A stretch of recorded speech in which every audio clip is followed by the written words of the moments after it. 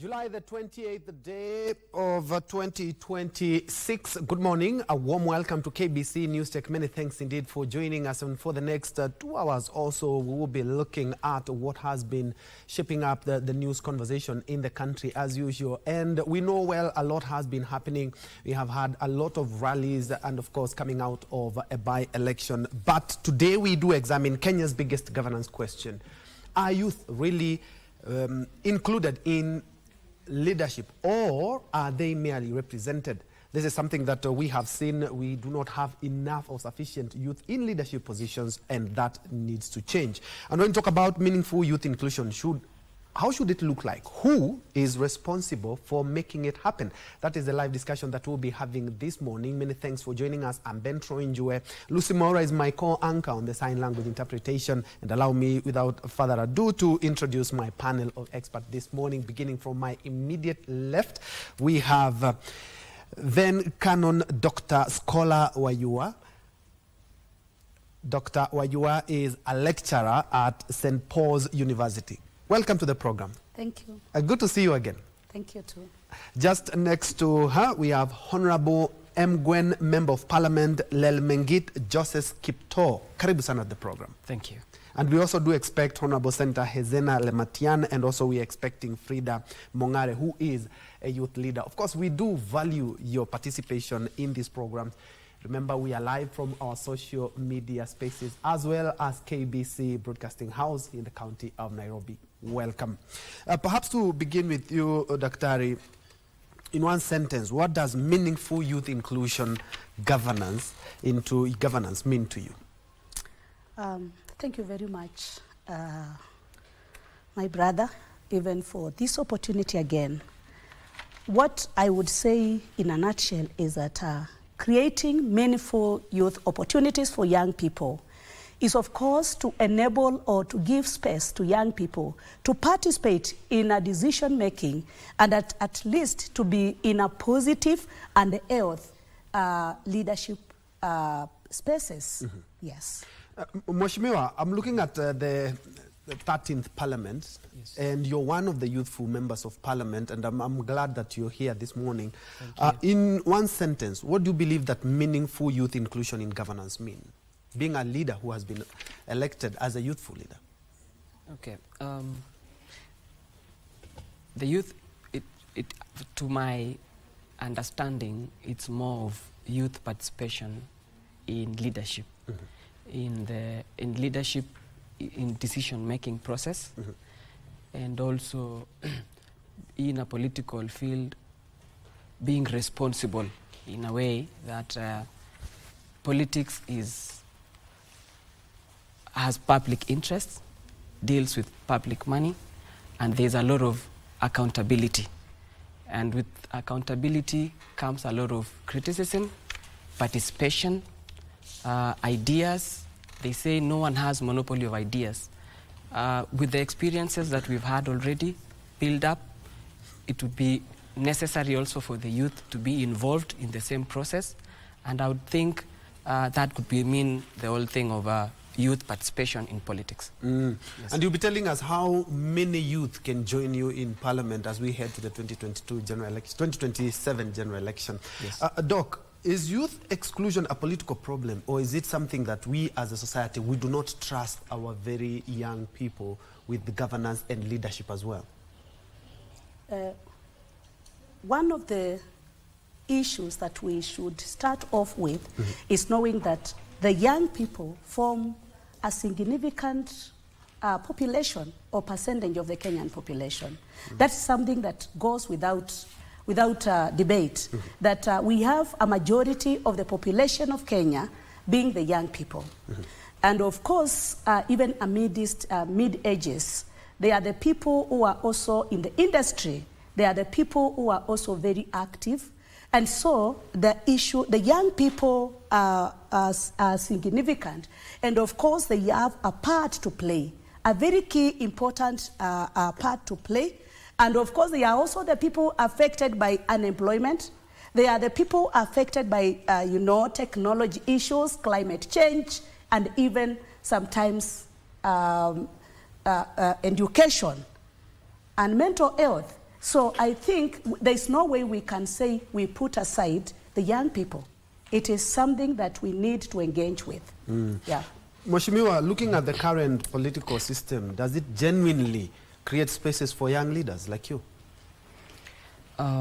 Yes, and Njue, you know, in political leadership, it involves a lot of persuasion, it involves a lot of convincing, and it is high time that the youth take up those spaces.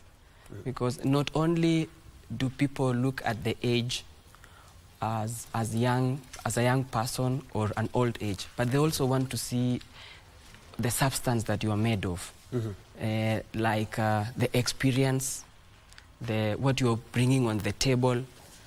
They want to see also the future that you can take the people to. So if you convince enough, then you might be re-elected and be given that opportunity. According to me right now, I think, yes, government has given out an opportunities for leadership. However, it is really challenging. It's not easy for a youth to get into a political leadership because it might involve a lot of financing, it involves a lot of experience within the same field, and you realize that most of our youth and ourselves somehow might not have had that experience because you can't try something once and you get it. It can happen, yes, but you have to repeatedly try until you get it. So I think we still have a gap where the youth can still feel in leadership. Yes. Doc, is having young leaders the same as giving them power? Because sometimes you will find the older generation, they are kind of skeptical about giving the young people an opportunity to lead, owing to, of course, lack of experience, owing to the young age. Is giving young leaders an opportunity the same as giving them power? Giving young people opportunities may or may not be the same as giving them leadership. Because sometimes, like my brother has just said, you may find there's somewhere where there needs a leader. Probably it is through an interview or so. And just like he has said, you are asked for 5 years experience, for example. That will not be giving the young people opportunity because you're coming from the university or you're just entering the market and you don't have experience. On the political arena also, we also have to know that the generations are changing. And I would want to say that whatever I've seen with the young people, it is proving that they have now realized that it is only maybe through the ballot that you can really get a leader. So the generation we have, because it goes with the generations. Previously, probably people would not think that having the leaders, young people, is also giving them opportunity. But I want to say, and to repeat it again, having young people on board is not the same as giving them leadership position because there are so many hindrances that probably might face the young people. Mheshimiwa, allow me to pick where Doc has left in regards to might not have money. And let's be very honest, our elections in Kenya are very, very expensive, and as well as our politics as well. So is politics too expensive for young people? Owing to a practical example, like the youthful members of parliament who have been able to crack that space and being able to become leaders. How do they manage? Because let's be very honest, we've seen in Ol Kalou, people giving 10 shillings, 20 shillings. We've seen in some of the rallies, people talking about to give even if it's a shilling for your campaigns. Okay.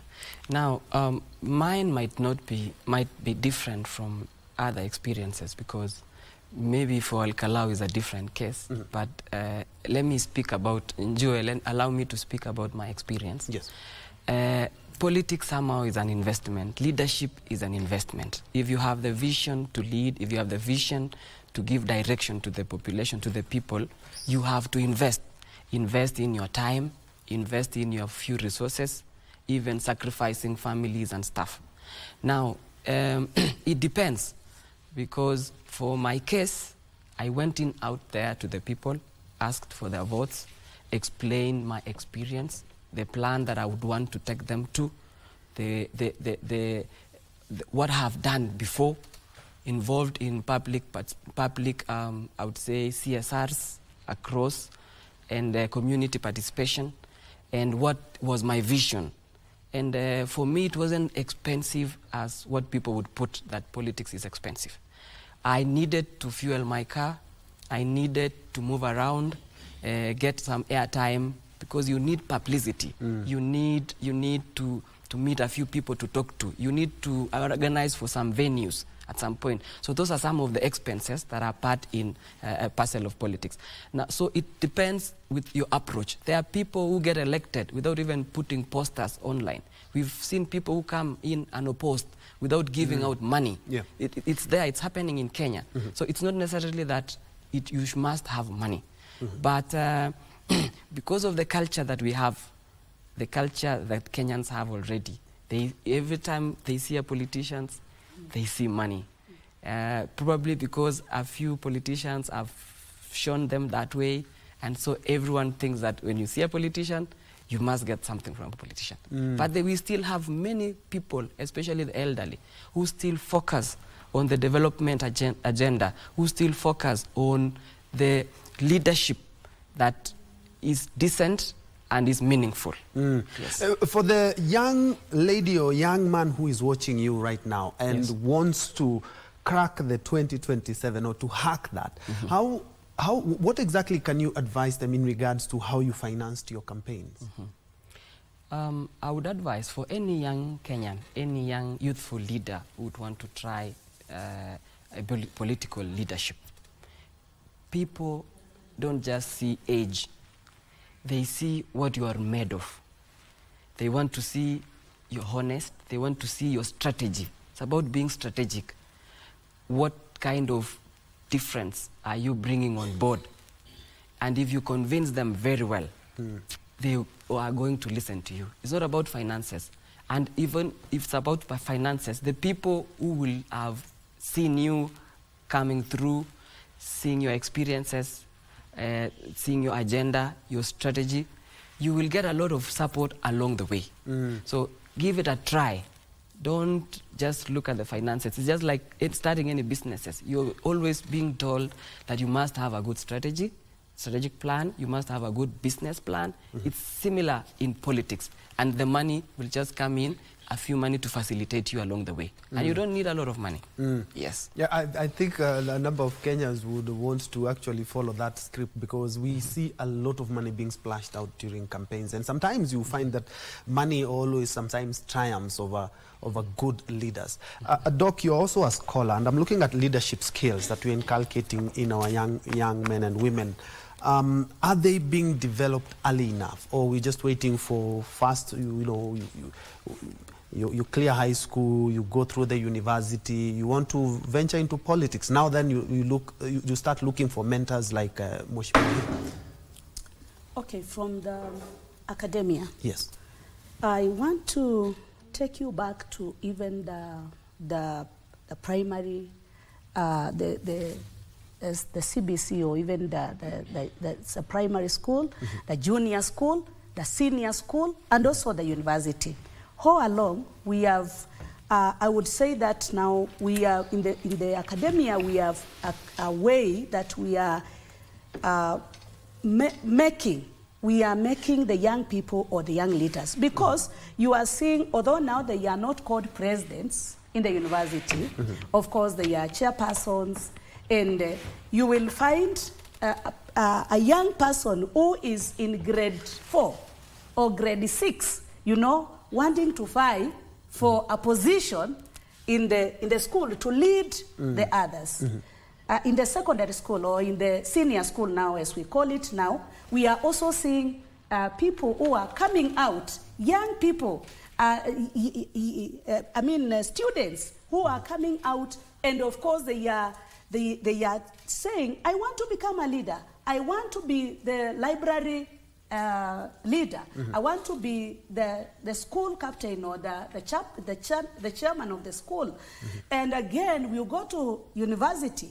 We have now the delegate system of choosing leaders. And you find that these people start being built and forming as early as in primary school, as early as in grade 1. Somebody wants to be the prefect of the class. This is leadership, Njue. And I want to believe that some of people who have been prefects in school or even, president in schools, they have also become leaders. I was a head girl, and here I am. I'm also in a particular leadership in the church and also in the university. St. Paul's University is my university. Yes. Yeah, thank you so much indeed for that, because Mheshimiwa, you bear me witness that when it comes to leadership skills, I think we are beginning to do that a little bit later. But allow me first and foremost to also add one of our panelists. Karibu sana, welcome to the program. We are now joined by Fridah Mong'are, who is a youth leader, and as you wait for you to compose your thoughts on what meaningful youth inclusion governance would mean for you as a Gen Z and also as an aspiring leader. Allow me to rope in Mheshimiwa in regards to leadership skills being developed early. Some of the politicians that we see in the country, the likes of James Orengo, the likes of Babu Owino, we know very well they were student leaders when they were in the varsity. And okay, we do not know about the primary and the secondary education, whether they were still leaders, but aren't we taking so long to inculcate leadership skills in our kids? I know a few schools have done some amendments to how they operate things. Maybe, they have a school president, they do elections. Even some are monitored by the IEBC. Are we taking so long to inculcate leadership skills in our young people? Yes. Thank you, Njue. I think it is a competitive kind of process because we have several leaders across board. You don't need to be a leader. You don't need to be a political leader to be called a leader. We have leadership at different levels. Even the youth that has that kasingira or a kahat at his own place, who has a key and a gufuli, is a leader in his own background. If he says, "Will not open this door," no one will open it. So leadership starts from way far. And we've had prefects. Most of the politicians that we are together in parliament, almost half of those leaders have been leaders before. You included? Yes, somehow I had some leadership role way back in high school.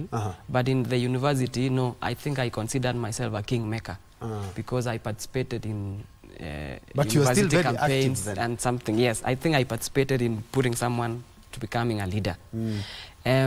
But then now we have all those prefects, leaders at different levels, but you see there are many.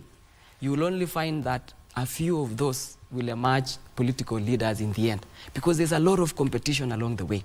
So once as a parent you've realized that these, or as leaders, we've realized that we have young leaders who are upcoming leaders with good visions and ability to lead, I think it's high time for us to nurture, bring them on board and tag them along. Yes. Fridah, welcome to the program again. And do you feel young people are well represented now as opposed to how they were represented a few years ago? I'm also throwing in a spanner in the works. After the Gen Z protest, we did see a lot of young men and women now come out to say that we are also ripe to be leaders. Yeah. Thank you so much, Ben Troy. Thank you for the opportunity of having me on board this morning. To your question, when you're saying before and now, now means the current regime that we have or the current government, and former means through the years.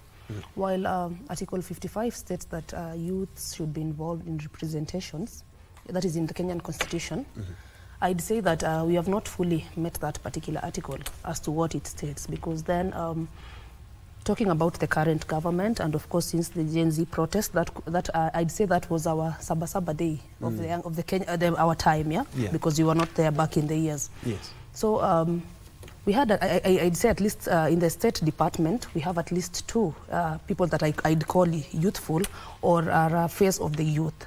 Yet remember that the biggest demographic that covers the Kenyan population is the youth, at least 75%. But we have two that I could mention with my, in my head. We have Fikirini Jacobs, who was brought on board right after the Gen Z movement. We have Sylvia Musea for the tourism department. So this you also have CS Mong'are. Yes, Mong'are. Actually, Mong'are is a good friend of mine. So this is at least 3, which could form at least 7% or 7%. A mega 7% out of the 100 possible, really. When we have at least 50 to 51 departments, this still tells you that youths are involved as a symbol rather than actual representation, because then when it comes to involvement into campaigns, into pushing for a certain agenda, we have youthful faces on board. They are jovial, wamechangamka kabisa, but when it comes to policy formulation, decision making in the table on issues that actually affect them, then you only see 1 or 2 out of the many seats possible that we could have. At least let's have, if it's we should be talking about 30% than 7%, really.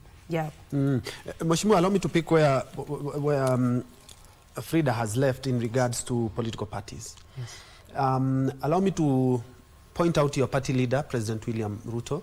Allow me also to point out the likes of the late former Premier, Raila Odinga. We know very well there are some politicians who have scaled the height just because they have been associated with these leaders, and big political parties as well.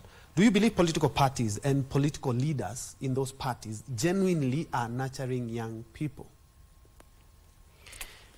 Yes, to me... or even mentoring them? Yes, to me, Njue, it is, mentorship is relative. If you ask me, yes, we have programs on youth mentorship. They might not be necessarily strategic to only leaders, but general leadership of youth, not only political leaders. And for me, I think I consider the President, His Excellency William Samoei Ruto, a very good mentor. And you've heard him speak many a time saying we need to mentor leaders, mentor youth. And specifically, I am one of the people who I feel like is mentoring me. Because every time we meet, every time we talk about issues, you need to use your CDF wisely, properly, and stuff. I've seen him mentor, I would say, senior leaders, senior than me, like previously, Kina Ndindi Nyoro, Kina Kimani Ichung'wa, in some place, to take up positions. You've seen even in Parliament, we have very young chairmen who have taken up positions, like the chairman for finance, a young leader who is a youthful leader, basically 35 years or 36 years old. And he's been a chairman for finance. Finance is a very powerful committee in this country. And he's so concerned in mentoring those leaders. And you've heard him speak about it every time, that, hey, you need to be mentored this way. Even on the other members who are opposition sometimes, who fight these young leaders, you've heard him every time question about the same. So for me, I think he's a very good mentor. And what we need to bring out is bring it out openly on the discussion that, hey, guys, if you have a political leadership, probably we come in and support those mentorship programs for the youth. Otherwise, on the political leadership. Otherwise, on mentorship, you've seen the programs that the government are running right now, all the way from Nyota, on businesses, on Uwezo Fund, on Youth Fund, going forward. Those are mentorship in terms of entrepreneurs and business leaders.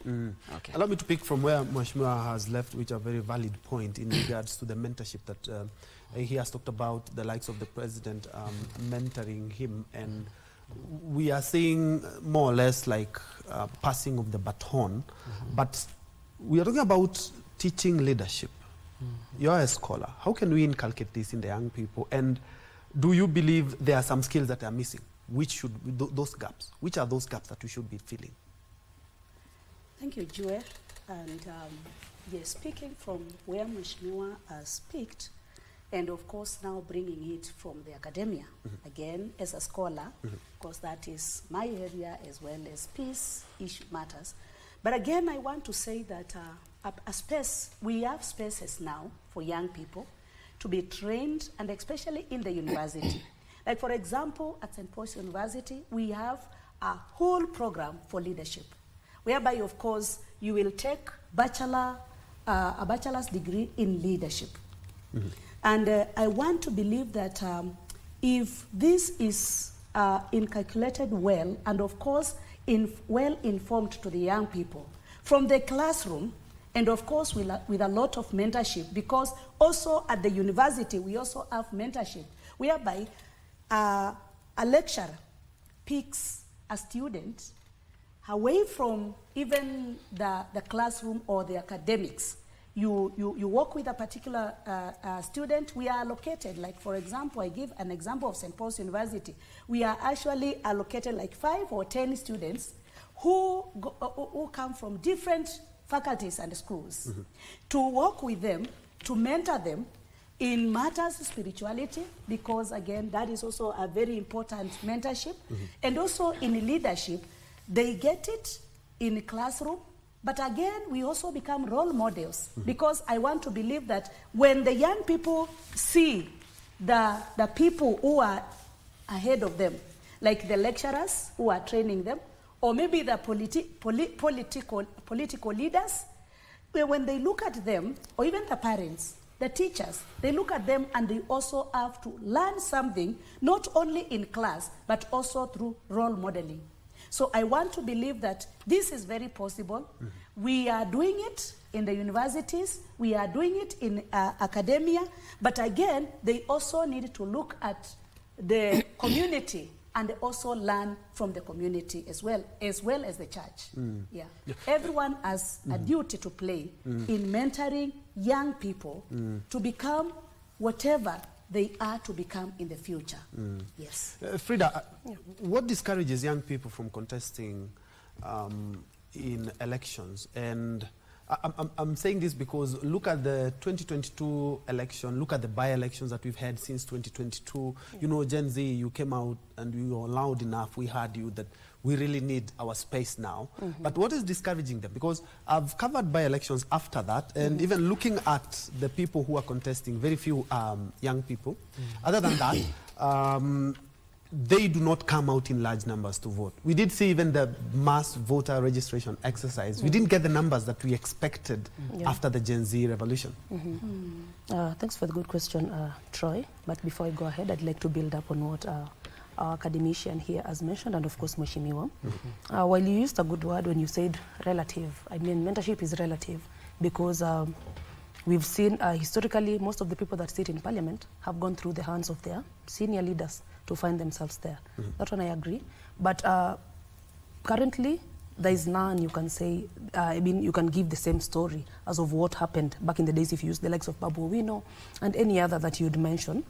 Because good word, good choice of word, relative, because I've seen student leaders, very promising young leaders from universities, across all universities, be it TUM, be it the University of Nairobi, be it Kenyatta University, and even JKUAT.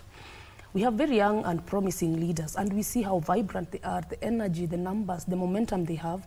But right after graduation, where do these people go to? That's a question you should ask yourself, because then out here, you would never hear about them until something unfortunate happens, or at least for the few, the lucky ones that God amewapatia ile grace nzuri, ndio nakuja kushanga, oh, this happened of you, this happened of you. But most of the times, unfortunate stories is what will have you remember a particular character from student leadership.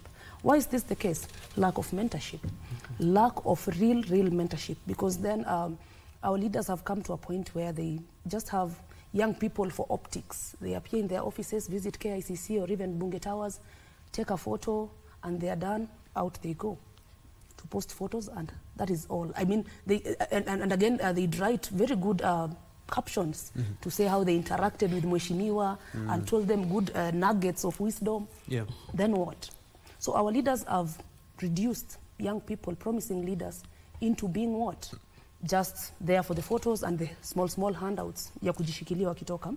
Because recently, the president, William Ruto, made a certain post about a young student leader that died in TUM. A very good guy. And we've seen it. Young people are also celebrating him. While he lived, he was vibrant. But from reading that caption, I felt really bad and even made a post about it and had conversations going online about the same. Why is it that these young leaders, if you spotted him and you thought he was good, he was fit, you couldn't take them up. You couldn't take them up and mentor them directly or even assist them in any sort of way. It's until they've died that now you are saying, oh, he was a promising leader. Promising, you didn't see it. You are seeing it now, or it was there since then. You see? So that is the gap I'd say we are having. We are having a lack of proper mentorship. Well, relative is a word, but I'd say real mentorship should have real impact.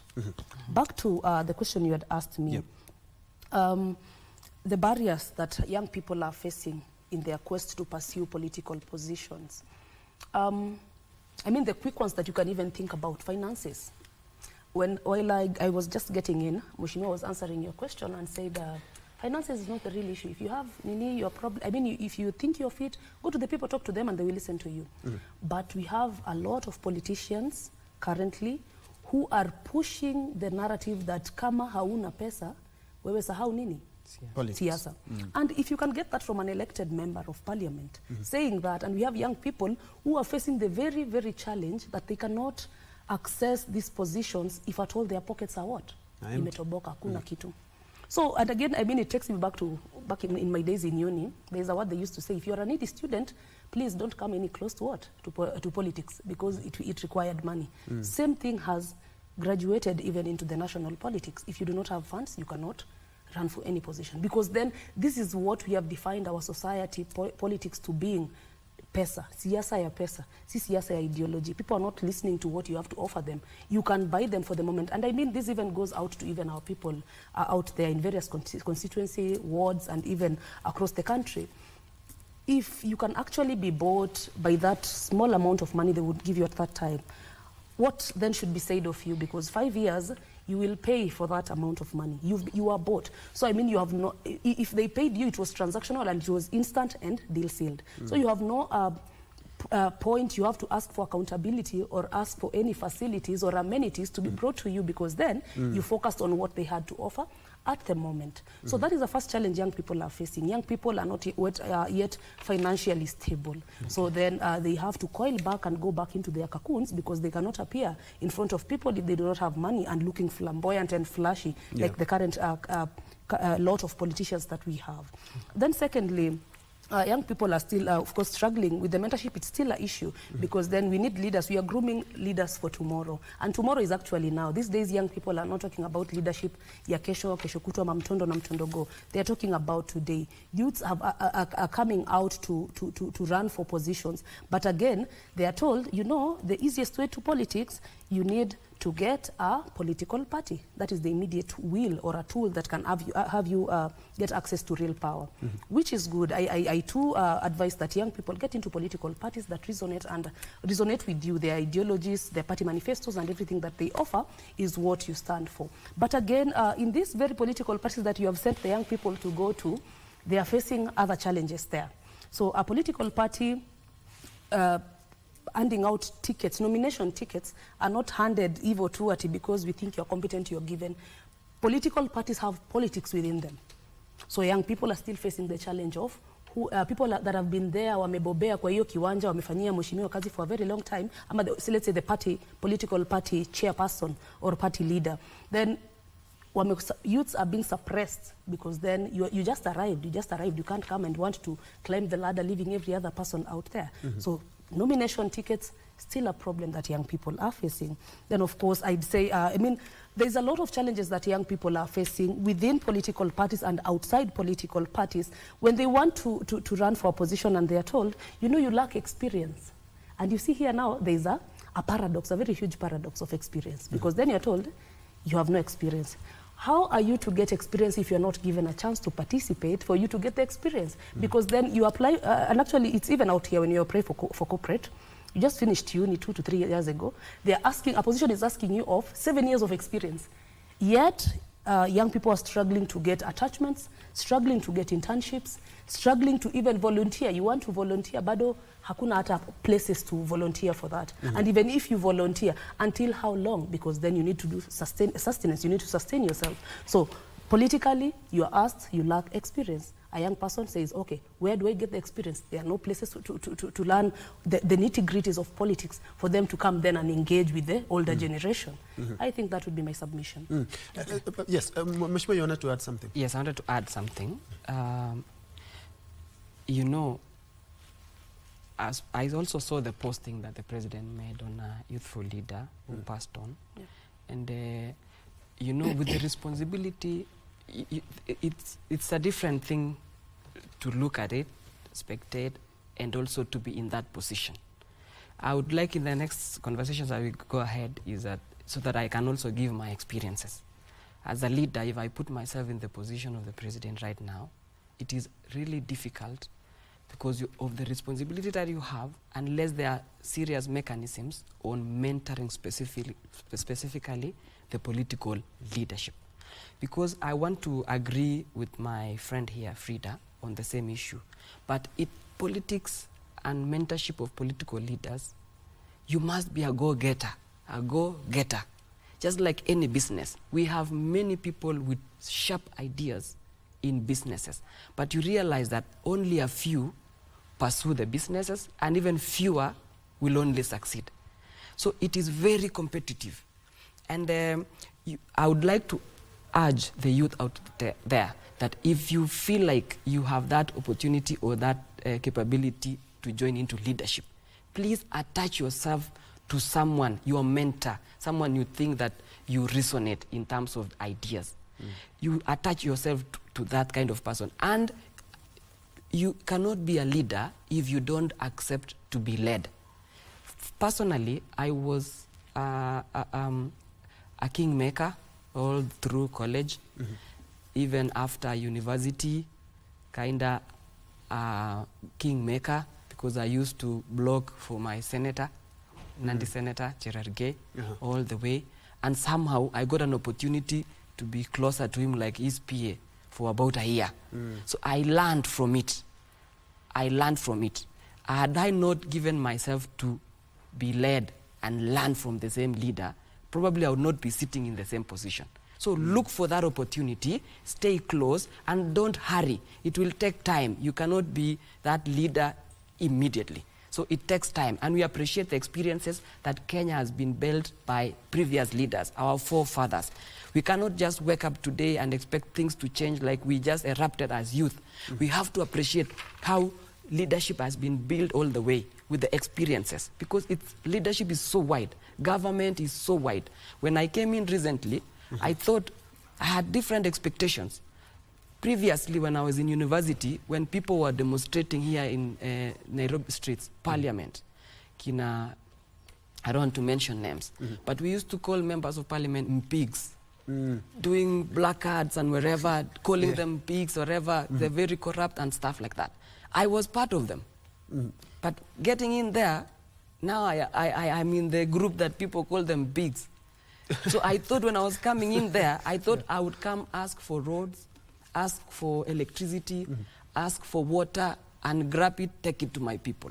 But getting here, things are totally different. There is a finance bill, there is budget, there is lobbying, there is seniority. You in different positions that we have, like the PSS, the CSS, there are other friends who came in, like the ranking members, who came in probably 15 years ago. So because there's a lot of lobbying, it would be, and a friend who came in 15 years ago could easily be knowing Njue. And like me, who came in recently, I still need to find my way out, which buttons to press so that something can be done. So we have to appreciate that as youth. Similarly to issues of diplomacy. And I see some of our young leaders who really want to aspire to become a president, to become a member of parliament, without enough probably experience learning through the process. You have to for you to be a good leader, you have to accept to be led. Because there are issues of diplomacy, there are issues of, so we need experience. That's why I always say no one has monopoly of ideas. Na kama hata ukiwa mwerefu namna gani, huwezi kuwa mwerefu kushinda babako. To mean, we need to accept the experiences that are being put forward by our forefathers. Okay, thank you. Before you go ahead, Troy, I'd like to comment on what Mheshimiwa has said. from what he's saying, he was outside, then got in and got the real scope of, this is what actually happens. So I'm torn between two words. Is he frustrated or has he been colonized into being what the MPs are currently? Because we were calling them MPs while he was with us, but then got in there and now he's like, these are how things are going. So is he submitting his frustrations? No. Or has he been colonized? Allow him to respond to that because... I had a lot of expectations, thinking that, it's just the way when you are out there watching a game as a spectator, you are a very good player. Yes. But when you are given to play, to kick the ball, you don't even aim on the target. Yes. Right? Yeah. So there are many things that I feel like I was inexperienced the day I was elected. And there's a lot of experience right now. The same as marriage, it looks so rosy from the outside until you... So what now I'm saying is there are many things that you need. It is not that easy. It is not just a rosy flower. No.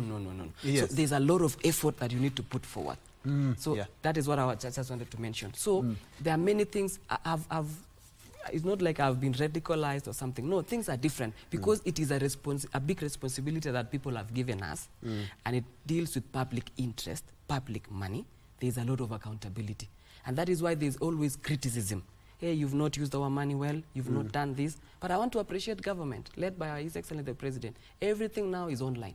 If you see even the budgets that we do for CDF, NGCDF, if we see budgetary allocations for any other government institution, they are online because we have to be transparent and accountable.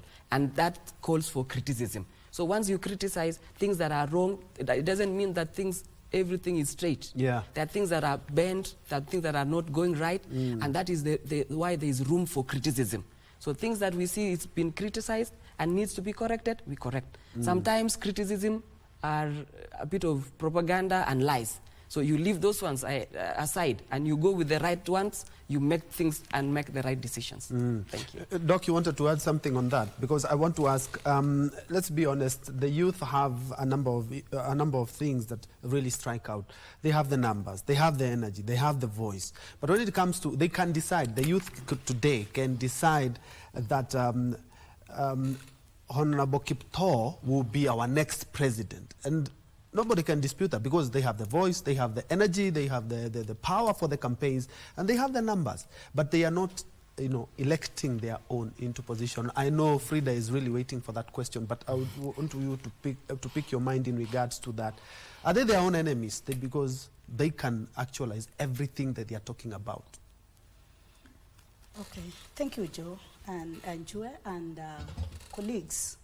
I want just before answering that question, just to say that in the current situation or in the modern times, we can see that the voice of the young people or the voice of the young people is increasingly, being reflected and seen.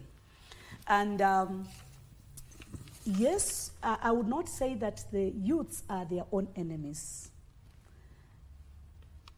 But I want to say that, just borrowing from what Fridah said, is that, and of course, the same sentiment also, Honorable has also mentioned, that there is the lack of mentorship. I would still go back to lack of mentorship.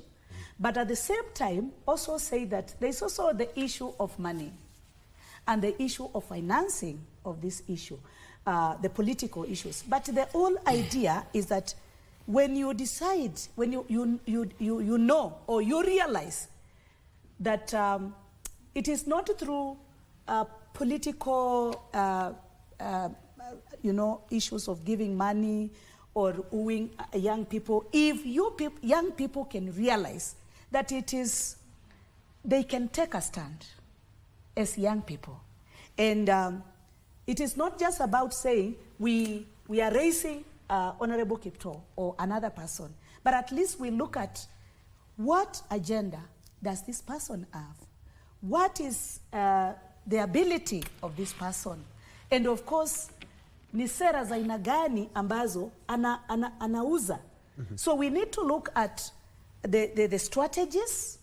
We need also to look at what is the base of this person and what actually does this particular person.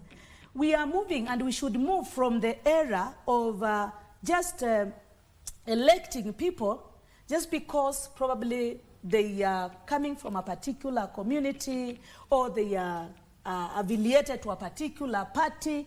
But again, we need to look at what strategy, what is the input of this person, what is this person saying, and what is he or she able to do? Not just because this is my person, the favorite person, I have to go for this person, come rain, come what. But I want to talk to the young people out there that it is about the time that you realize that coming and just saying we will vote. And then during the time of voting, probably we are not seeing the young people. So it is one thing to say and one thing to do. So young people, as I started by saying, they form a good percentage. And Fridah mentioned 75% and even over. They are well able to do that. But again, the issue of the politics of, I am just going for this person because he has given me this amount of money or he has given me this support should not be in the modern times. Because somebody gives you, like for example, 500 shillings or even 100 shillings or whatever kind of money he gives you or she gives you, you elect that person.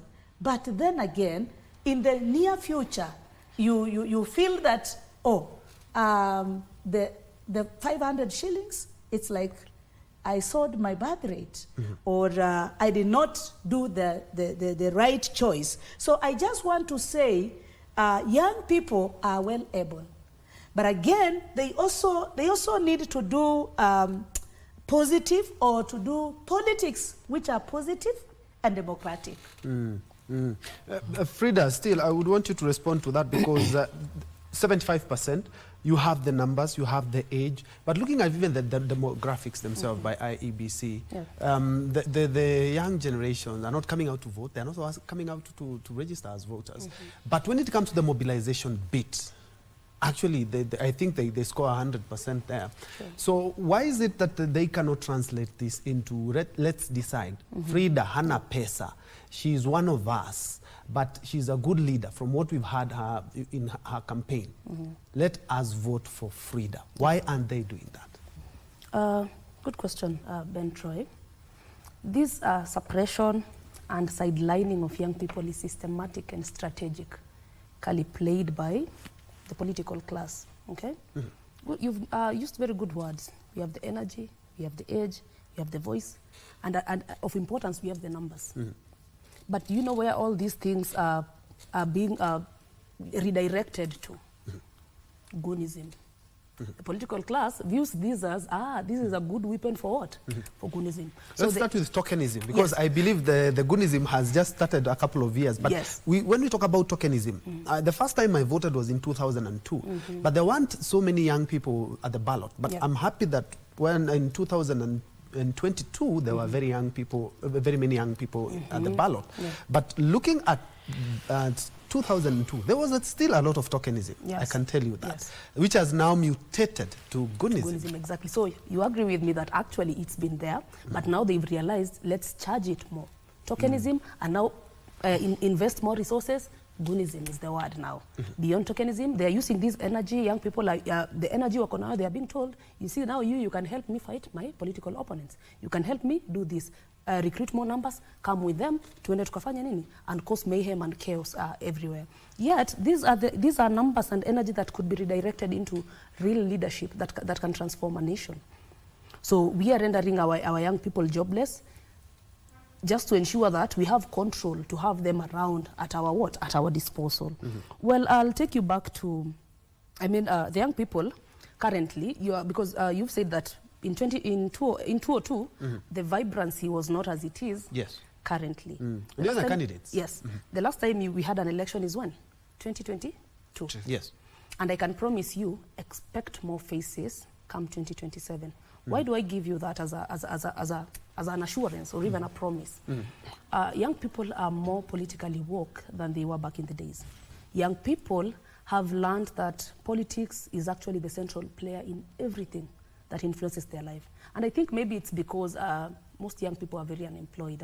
We have a huge number of unemployed young people, and they've realized, is it to say that we went to school and now we have nowhere to practice what we did in school, and now we are seated out here, nothing to do? So they've realized for us to be assured that us or even our generations to come are safe in terms of employment, then we need a working system.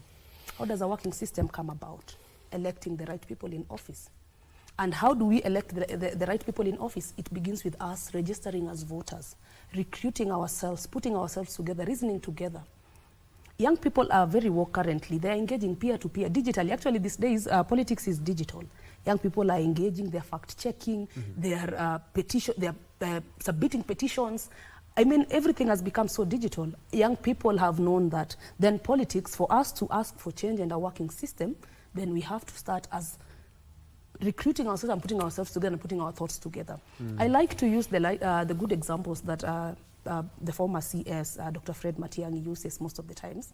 He says that for us to get a working system, we need to get the right people in office, clearing the mess. He says there's a whole mess that needs to be cleared so that our young people can engage politically. And I mean, you know, when you say that we need young people in positions of representation, not all of us can be politicians. Not all of us can climb to the ladder of politics.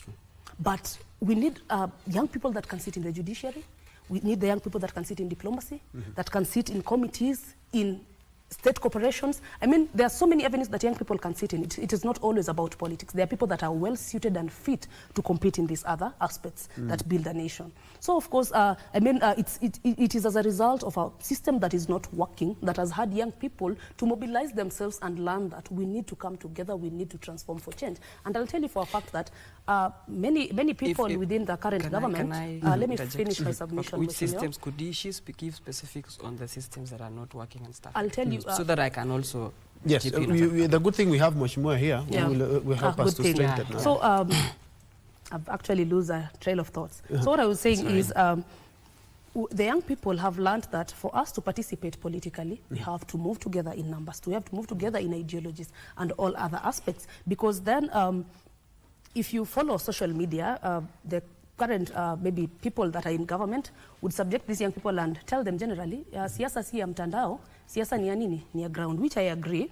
But again, this is where we are doing civic education. This is where we are engaging and finding out who is this leader that is not doing this and that. We are fact-checking on social media so that, I mean, what is within their disposal, what is within their reach, that is what immediately think they are using to ensure that come 2027, of course, we are hopeful because if the Nikokadi campaign they were doing, we had so many young people turn up for voter registration. That is a good indicator. An indication that, okay, if they are positive about it, then would this number still reflect when it comes to 2027? When young people are on the ballot, then can we have more young people show up and vote, more than even the older generation? Yes, Mheshimiwa. Okay. Thank you. I just wanted to mention and agree on what Fridah mentioned, especially on the fact on why money is being dished out or out there by politicians. One thing that I wanted to mention is we first have to appreciate that we have different politicians of different backgrounds. We are not from the same lifestyle, and we are not from the same economic background. I wanted people out there to understand first that we have politicians who come from billionaire worth of money, families that are billionaires. There are politicians who came in from a very humble background. So the way the lifestyles of politicians, if you see politicians dashing money, live a very different lifestyle, splashy lifestyle, it doesn't mean that that is an example of all the rest of the politicians. That's the one thing first that I wanted to mention. Number two is I would like to urge the youth out there to register. Every time there's this program of Nikokadi, I would really want to them to register. Because they say, there's a saying that goes, good citizens elect bad leaders by not voting. So I've seen a lot of youth who are frustrated. I've even requested, persuade some of them to do registrations, go register. They have national ID cards, but they cannot go and register. What reason? They say, my voting won't help anything. But then that is not the case. So I think we still need to do a lot of sensitization and also give them the reasons why they should really register and vote. Number two is the youth are somehow frustrated because probably they have been misinformed. The way I had also the Fridah mentioning that systems are not working. Yes, systems have not been working in the past because we had a lot of unemployment. I would like for Fridah also to imagine, to put herself in the shoe of the president. You've been elected today as the president of this country, and you don't have any money. The country is broke. Number two, you have a lot of debt to pay. What do you do in your position? So for me, I would always want to look at the three sides of the coin: the head, the tail, and the sides before I make any judgment. So reasons why I'm putting that. So the president saw we don't have money. We've borrowed to the brim. We can't borrow anymore. We have to depend on ourselves.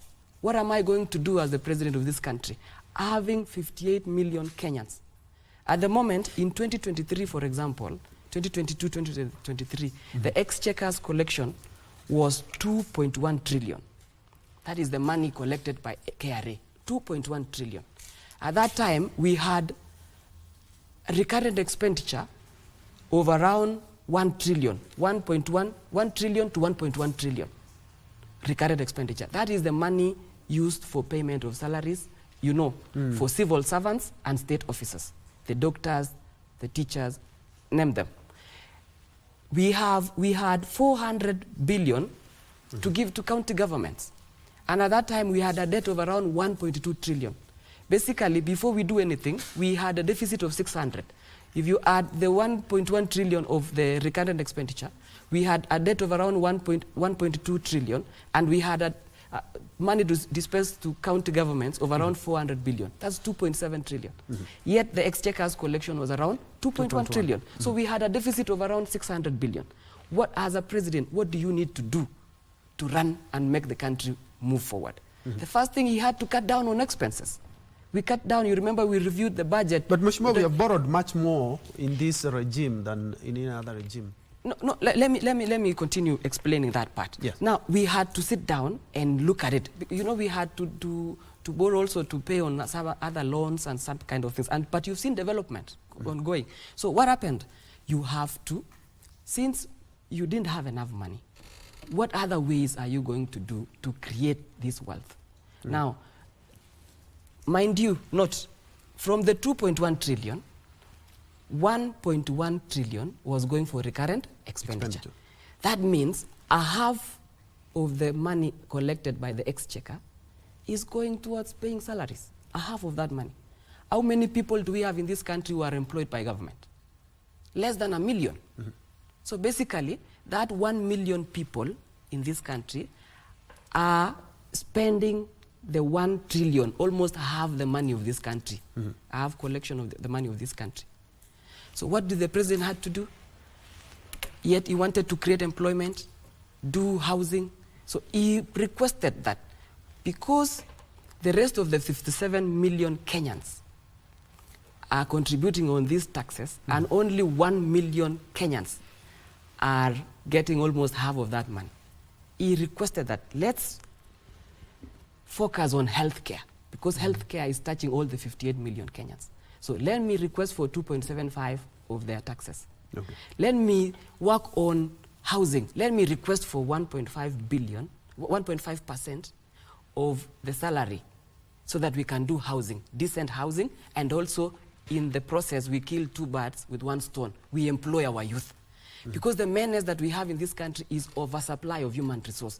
Our youth have been schooled, they've studied, they're well schooled, but they don't have jobs. And this is a program that began way long almost 40 years ago because we didn't put systems in place. It's not that Kenya Kwanza government, I checked early this morning, since I was sworn in on 9th August 2022, up to date, it is 3 years, 10 months, and 29 days. Since I was sworn in as an MP, 3 years, 10 months, and 29 days.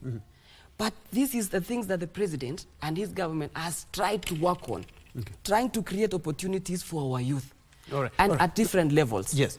My director informs me we need to take a quick break. But when we come back, from what you've talked about, there's a lot. Of course, a number of Kenyans are not quite happy in regards to those opportunities. There are many opportunities, and we do commend the government. We have the Nyota, we have the Hustler funds, we've had the affordable housing, which has provided some jobs to a section of Kenyans. But on the flip side, we also need to look at the coin, just like you said, the three sides of the coin. We need to look at the third side of that coin. Well, welcome back in the next, we will be back in the next 2-3 minutes, and we will be also be welcoming Honorable Senator Hezena Lemaletian, who is a nominated senator. Remember, you're watching Channel 1 News Check. I'm with Honorable Lelmengit Josses Kiptoo, who is the Emgwen MP, and also we are also Fridah Mong'are, youth leader. Thank you so much, and also Canon Dr. Scholar Wayua, a lecturer at St. Paul's University. We're talking about youth inclusion in governance. We do also want to weigh in some of your comments in our social media spaces. Let's take a quick break.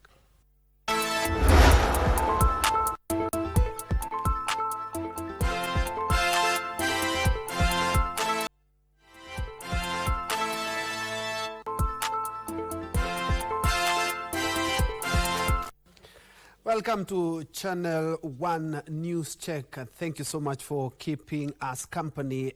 Just in case you joined us, we are looking at youth in governance, and now my bench or my panel is fully constituted. Now we are also welcoming Honorable Senator Hezena Lemaletian, who is a nominated senator. Karibu sana to the program. Thank you so much, Troy.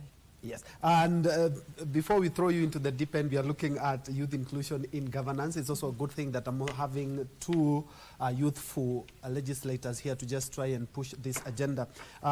We are trying to look at the question is, are young people truly included in leadership, or are we merely represented? Yeah, we ask what meaningful youth inclusion should look like and who is responsible in making that happen. They have the numbers, they have the voice, they have the strength, they have basically they have everything, but unfortunately the numbers that we are seeing in a leadership position are not encouraging. Mheshimiwa, in your way or in one sentence, what does meaningful youth inclusion in governance mean? Thank you so much for having me. It's a pleasure being here, and I think in my view, as a champion for the youth, since I was campaigning, and now that I sit as the youth senator, it is only very important and prudent for me to say that we don't have enough youth inclusion in our leadership.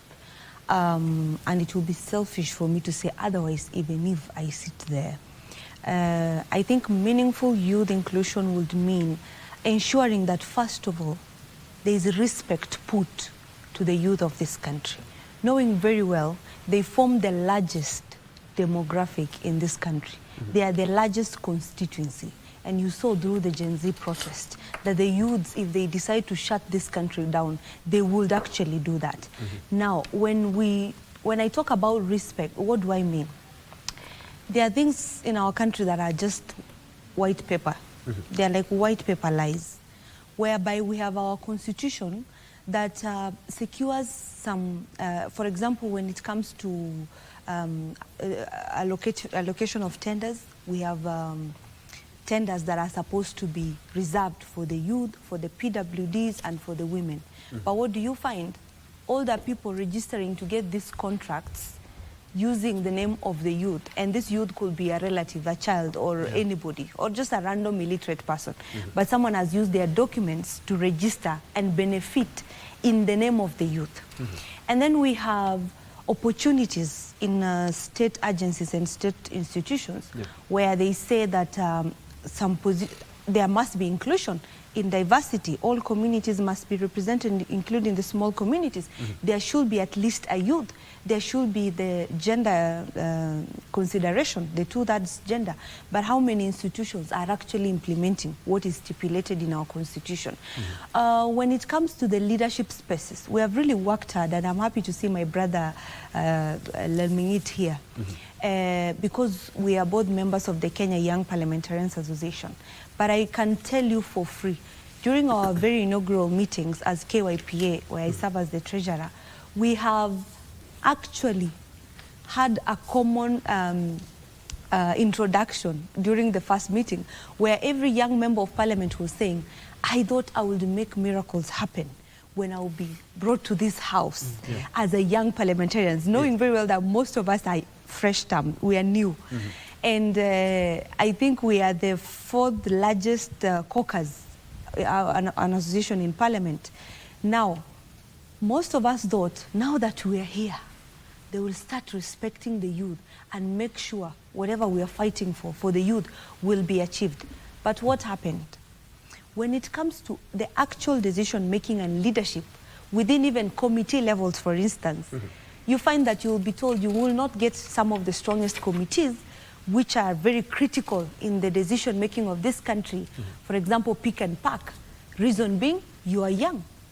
You will be sent to committees that will not amplify the voice of youth. So the most critical committees in these houses are reserved for the ranking members, who most of them are not youth. You will not find a youth who's a ranking member, because ranking means 2-3 terms serving as MP or senator. So what does that mean? We have been deliberately and institutionally excluded. When it comes to the, and it's funny because they will use age as the reason why you will not get anything. I remember I have never been given any committee that I requested to be part of, knowing very well my talents and strengths professionally and with my giftedness. I was refused to get, none of those committees was given to me, and this is the story of many young parliamentarians. Now, I remember even when we had an election for sports committees. So I remember telling my colleagues, so you mean I can't also be the captain of the basketball team because I'm young? What do you mean? You're giving somebody to chair a committee like that when they can barely they don't even know how to play the game. And then, so those are some of the issues. And then when you come now to the executive, the cabinet positions, the PS positions, how many of them are youth? I think when the top organs or top players in leadership in this country make a deliberate decision to ensure that the youth have a fair playing ground, knowing very well that we are the majority voters. And this should actually be a threat, because in 2027, more youth have registered to vote. Unlike before, because I remember during campaigns, they will tell me, yeah, you are representing the youth in this campaign and trying to bring the youth vote in this campaign. But do you know many of the youth are not registered? Did you know that most of the youth do not even vote? They are out clubbing on the day when they're supposed to vote, and they will rave until morning. So they will not even show up. Many of them will deliberately tell me this. And some of us are low-key happy with what happened with the Gen Zs, because now it was a wake-up call.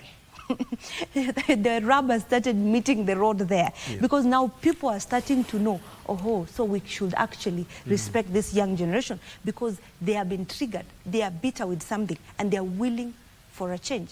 Now, assuming the presidency deliberately makes, how many cabinet secretaries do we have? We have 20?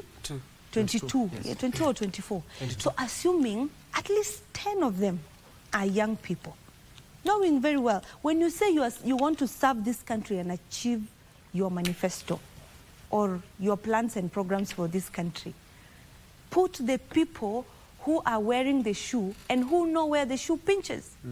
Because who are you serving? You are serving Kenyans. Who are the majority Kenyans? They are the young people. So let them do what they want to do. I remember one time the youth were saying that we cannot use outdated systems or techniques to sort the problems of today. Who is suffering? Who is bearing the brunt of the problems of today? It's the young people in Kenya. So what do? Let them solve their problems.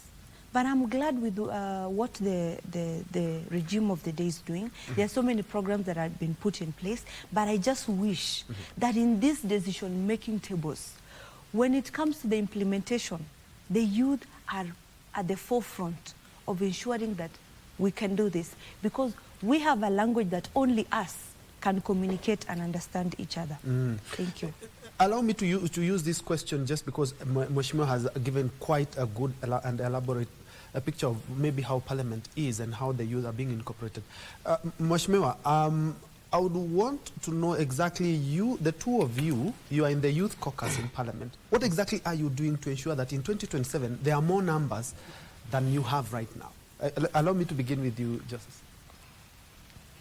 Okay. That has not been my focus right now, honestly speaking. Okay.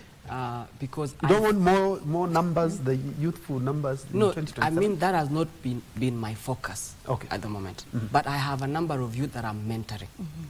Like, you know, like I told you about my story, I was mentored by someone. Yes. Where I became his assistant online, social media, and then a PA at some point, learn one or two things about politics and leadership.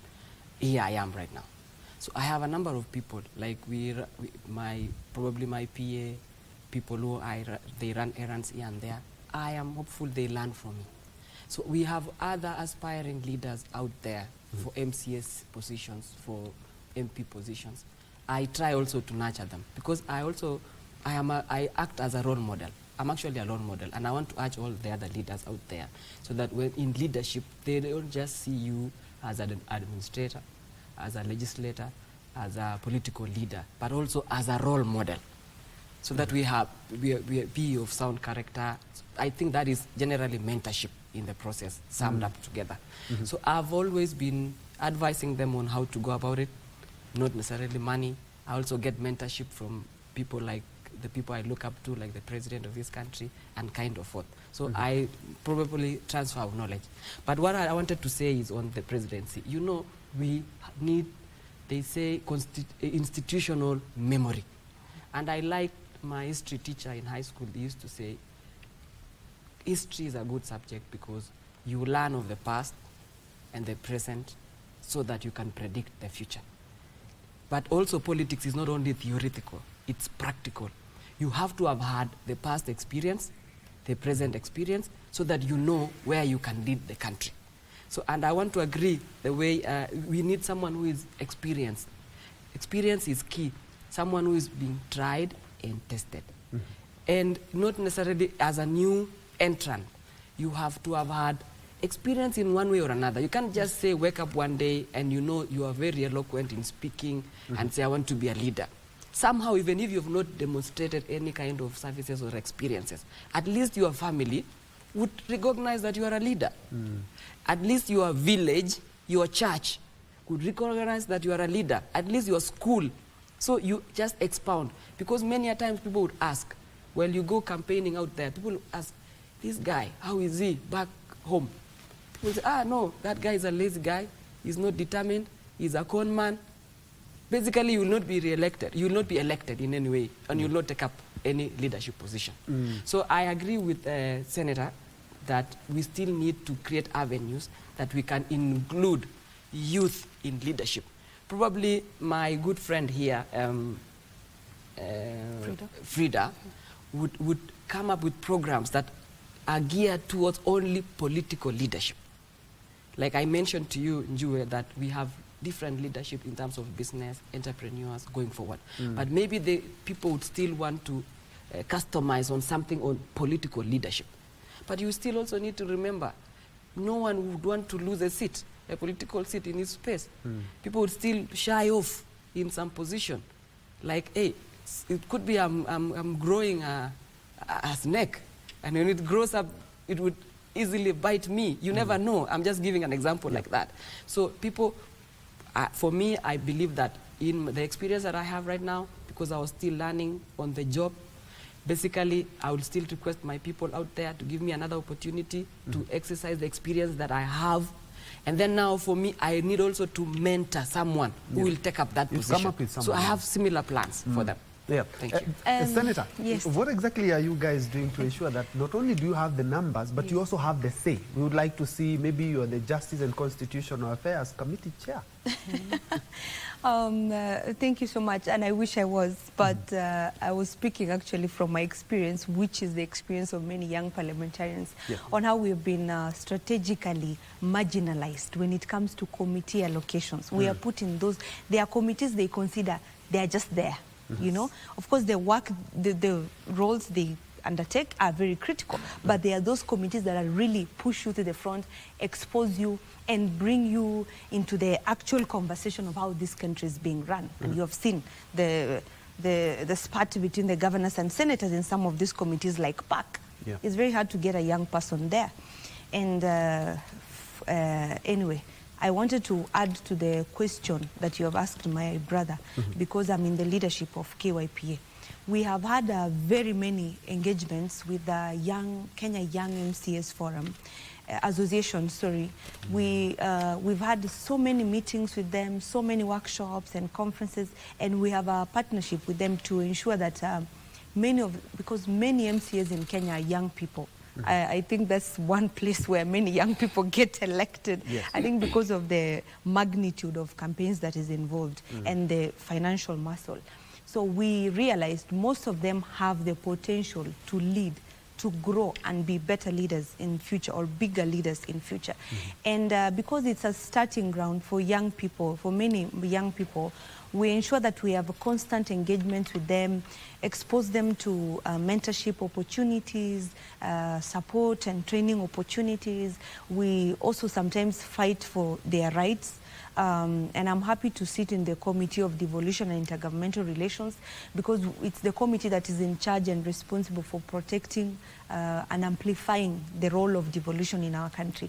And we have ensured that we have had issues where the KYMCA, the MCAs have now two forums. They have KYMCA and they have Kenya MCAs something. So it's all come up because of a dispute in how much they are being paid. Their salary was slashed, I think by 3/4 since the last regime, not now. I think the second term of Uhuru Kenyatta, President Uhuru Kenyatta, and we have been trying to look for a way for their compensation or remuneration to be brought up again. We have so many engagements with them. We have a partnership as KYPA and KYMCA, and then we also engage a lot of youth leaders and opinion leaders, especially young people who are involved in politics all over the country. We have a constant engagement with them. We have, for example, we have invited them almost 3 times to the Senate. We have made them have the experience and taste of what it means to be in the Senate.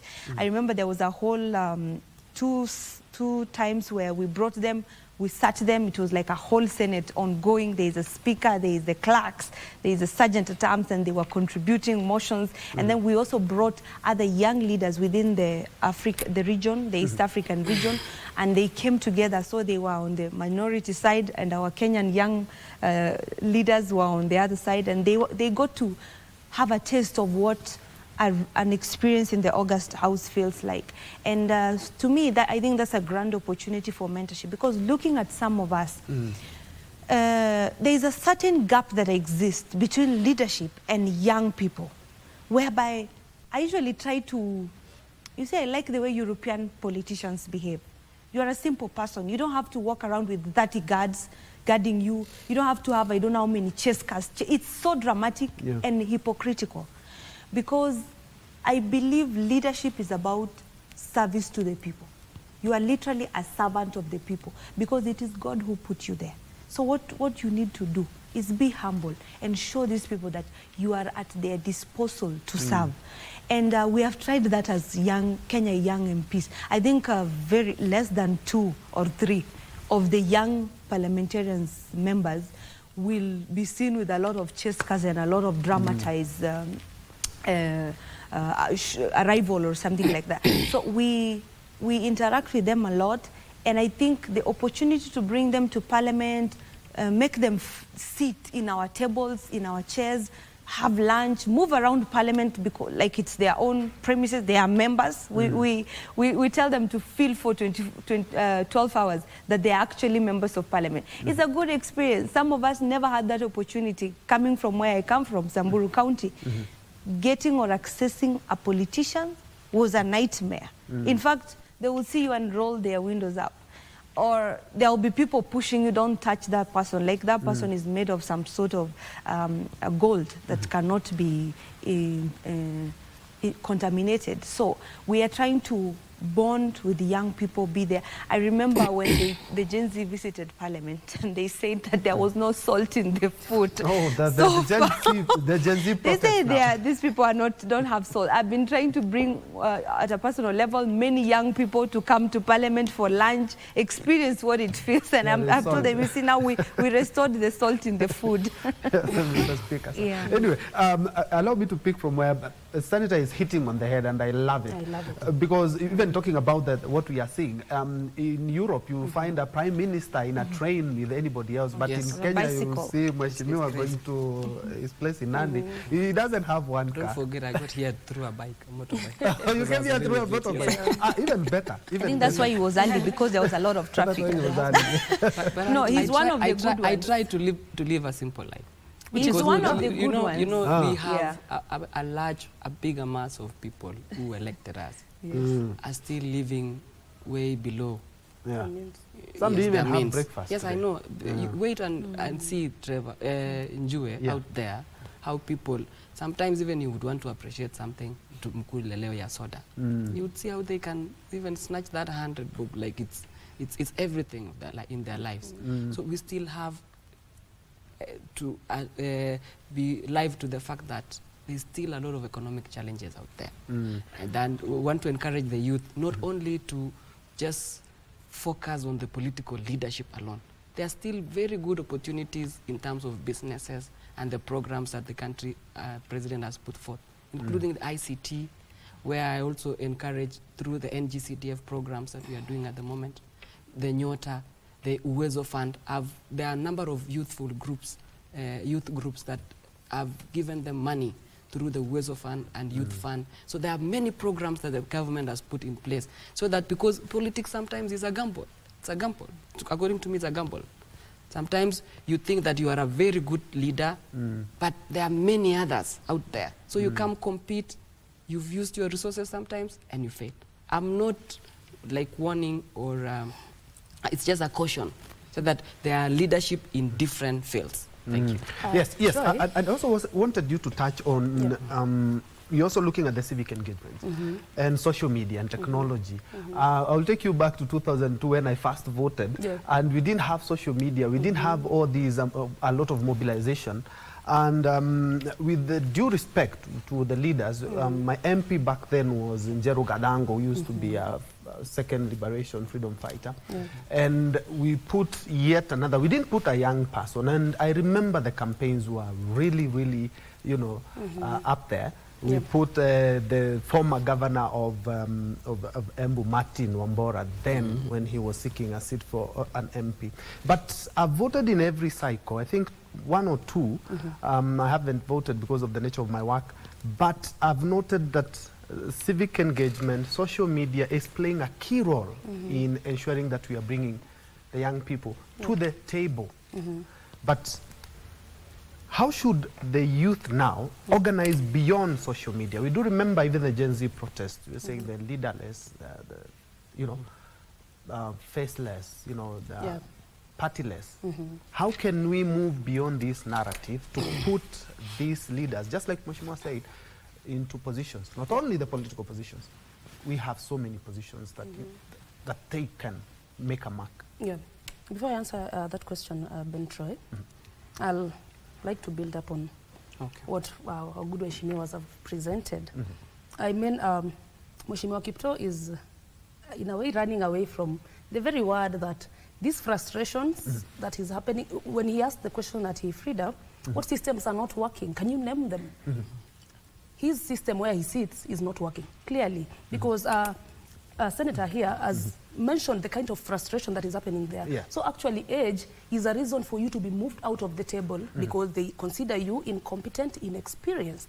So that is a frustration. That is actually a perfect example of an institution that is not working. Because then if you are fit, you have the merit, you are competent for a position, you can even lead a committee. It does not mean that age is what determines who sits in a what position and who does not. Yeah, so that is one example of a system or an institution that is not working at large. But I'd given an example of the finance committee chair.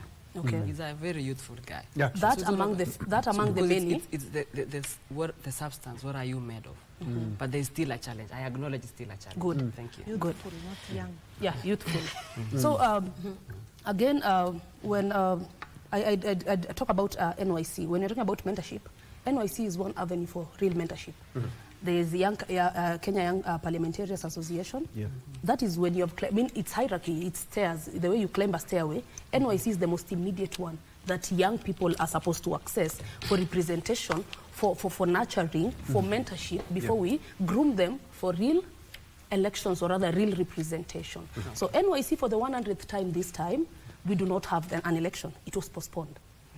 We still got a statement that they are going to have the elections. So I mean there is a kuja ni kuvute, vuta ni kuvute. It's not clearly communicated whether the National Youth Council elections are going to be done what? To be run. This tells you that young people are institutionally, systematically and strategically sidelined from positions of what? Of leadership. I can give a good example of a young lady that sits in a political party run by the Mike Movie Sonko. This young lady resigned from being a deputy party leader, went ahead to run for a position in the National Youth Council, but unfortunately, imagine someone resigning from where they're employed to come run for a position, and then we wake up tomorrow and they are told, do you know these elections have been postponed? Behold the level of frustration that young people are facing. So this is one of the challenges. When you're talking about mentorship, that waheshimiwa have to run away from young people and wanapandisha vioo vya gari, this tells you that they know that they're systematically and strategically sidelining these young people and calling them on board when there is need of people that are wamekula vizuri, wapigane, wafanye nini, that is when they are brought on board. They're not brought on board for real reasons and policy making and things that affect them. That is with regards to what? To the NYC. Yes. Well, you've given you've sent me a question when you've asked that digitally, we have moved digital. And I've told you this year, politics is digital. Despite the fact that the current government and the people that speak for them will insist that siasa ipigiwe mtandao si nini. I mean, really, you've seen young people mobilize themselves to even oust a government. You saw what happened in the Gen Z movement. That was purely done on social media. If that could happen, this tells you how much young people have learned that this is a tool that they can use to ensure change in their country. So they're calling themselves together to register for what? For voter registration. And we expect this, I like it that Senator is positive that come 2027, we expect to have more young people. For how much enthusiasm they've put into this particular course this time. It's a joke. Someone will tell you that Megeuza Badis is a young, beautiful woman who does not really want to tap into politics as much. Megeuza Badis wanafanya siasa. Why is that the case? We thought we'd sit pretty at home and things would be working. But now we've realized Badis have been turned into what? Activists. They have to go into the streets to ensure for change. Otherwise, if you sit pretty back at home, they come for you back in the house. It will come for you where you are seated. So, of course, young people are engaging digitally. Young people have learned that this is a tool they can use to run a whole campaign, to even go ahead and vote. And I like it that the president mentions about digital voting and everything, knowing so well the people that is dealing with currently are people that are digital gurus. Yeah, I think we will have to, to take a long time. Yeah. Because time is also running out. We also need, there's an event that we also need to cross over to Embu. But I would want to you guys to just, in a summary, what exactly needs to be done now? Because we just can't keep on leaving out the youth. And the youth also, they also need to tell us what exactly they need, because since the Gen Z 2024 revolution and saying no, they are partyless, tribeless, but we haven't seen them organize something that can show exactly we are ready. Mheshimiwa, let's begin there. Thank you very much. That's very important. What needs to be done? First of all, I need us to clearly distinguish facts. They say the fish rots from the head. But in our country, clearly, the fish is not rotting from the head. Some of the intestines, some of the kidneys of this fish are rotten. And what do I mean by that? Some problems that are facing the young people in this country and marginalizing them are institutionalized, such that no matter what president comes in, there are systems that are already in place. And these systems are called cartels. And they are being run by very junior people within those ranks. Not junior in the sense of age, junior in the sense of what position they occupy. For example, my sister here has spoken about a failed institution. The institution of Senate and Parliament is not failed, but there are some people who are rotten within that institution. And therefore, no matter how much the institution will try to do, they will drag it down.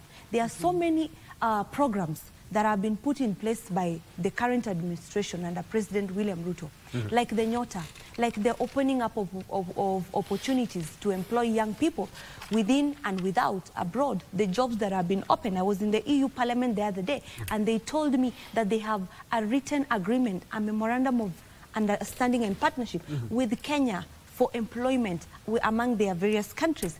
We are basically opening up opportunities outside this country for our young people.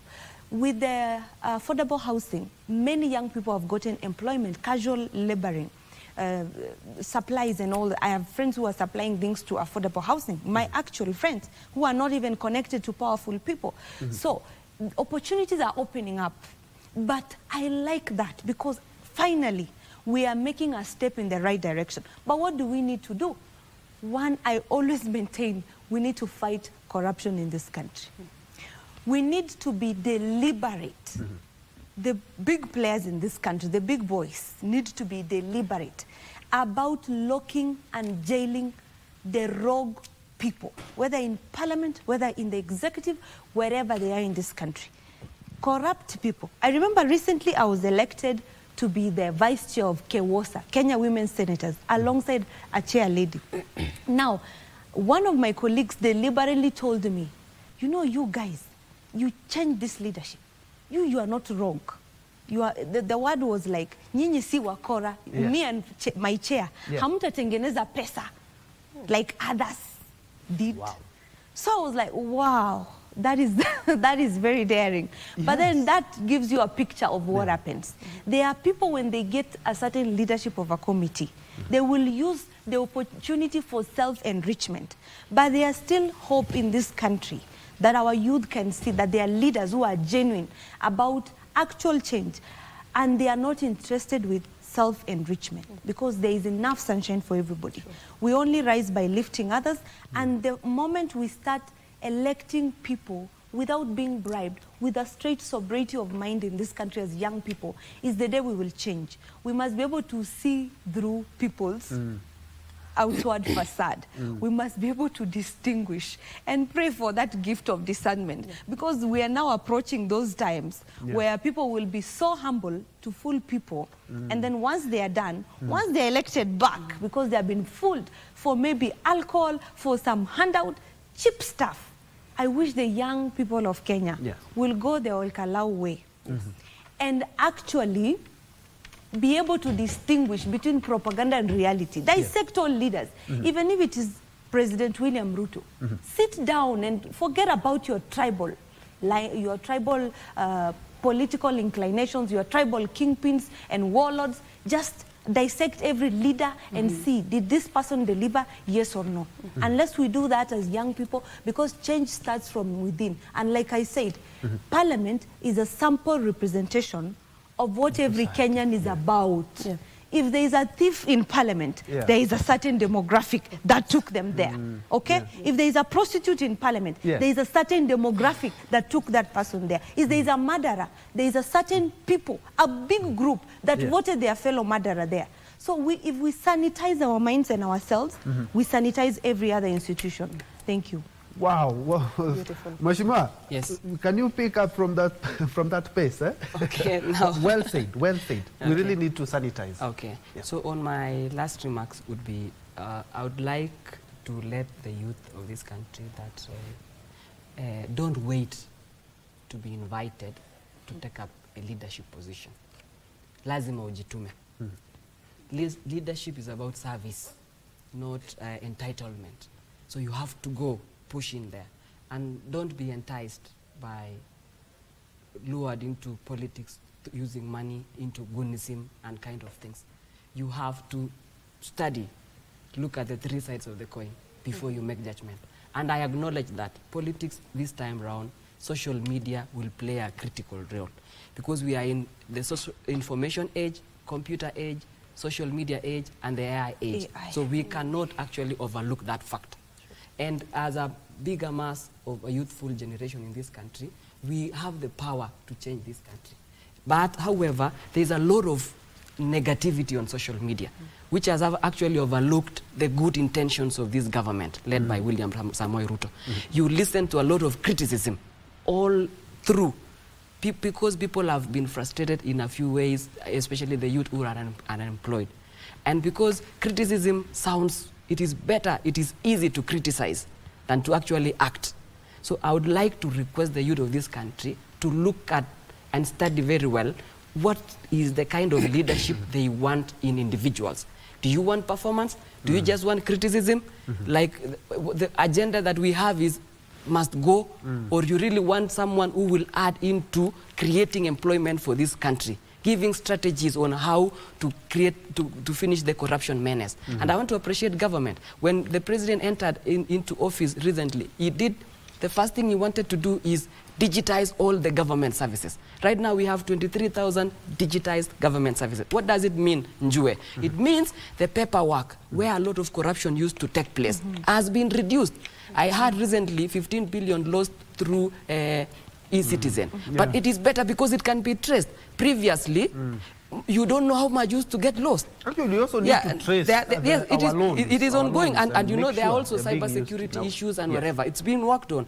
Another thing in Njue on the same thing is creating these opportunities on employment. You see, the president is always asking the people to go to EGP in terms of procurement because he knows most of the corruption cases happen in tenderpreneurs and probably executive. But you can't kill once because it's a system. He just came in. So he needs EGP because most of the government tenders were never done. But through the system, now they will be traced and be done. Otherwise, on my final engagement is, we will have this country remaining. Kenya is here to stay. Presidents come and go. The previous president wanted to take us to Canon. The current president that we have, we give an opportunity to take us to Singapore. Once Fridah comes in as the next president, he will take us to Mars. So let's remain peaceful and focused. Thank you. All right. I don't know whether I have a minute or something. All right. My director informs me that we need to cross over to the great county of Embu, where smallholder irrigation project, the government is accelerating community irrigation projects in Embu, Kirinyaga, Tharaka Nithi, and Meru. Principal Secretary in the State Department for Irrigation, Fantas Kemodo, is currently on that bit, and my colleague Abdiaziz Hashim is following up on that. Let's cross over to county number 14, Embu County, for that function. Many thanks indeed for joining us on this edition of News Check.